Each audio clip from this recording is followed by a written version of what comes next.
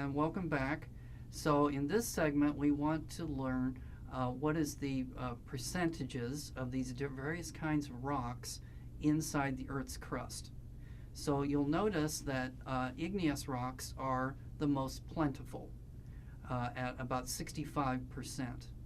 So this is mainly because the Earth's started out in a semi-molten condition, and that the continents and the oceans are basically created at places where the Earth's crust is being pulled apart, and so you have all this igneous activity that's going on. So it's not surprising that igneous rocks would make up most of the Earth's crust. And of that, you notice that basalt is the most common of the igneous rocks.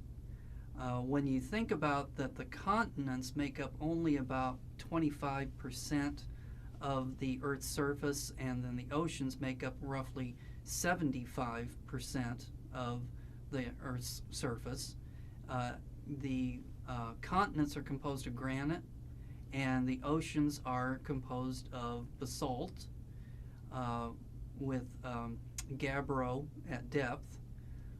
So it's not surprising that basalt would be the most important of the igneous rocks. Then let's take a look at the metamorphic rocks, and you'll notice that gneiss is the most important metamorphic rock. And when you think about it, when you take granite and you subject it to heat and pressure, you can metamorphosize it, and one of the things it turns into is gneiss.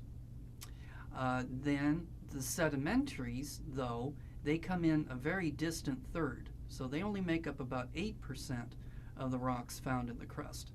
Now, if you live in Missouri, which is in North America, you might think that limestone is the most important rock found in the crust, because there's actually something like 5,000 feet of limestone under us. Well, that's a lot of limestone, but when you compare that to the thickness of the crust, it really isn't.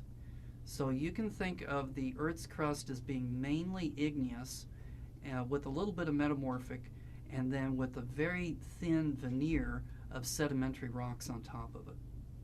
Okay, let's take a break, and when we come back, we're going to talk about how do geologists study rocks.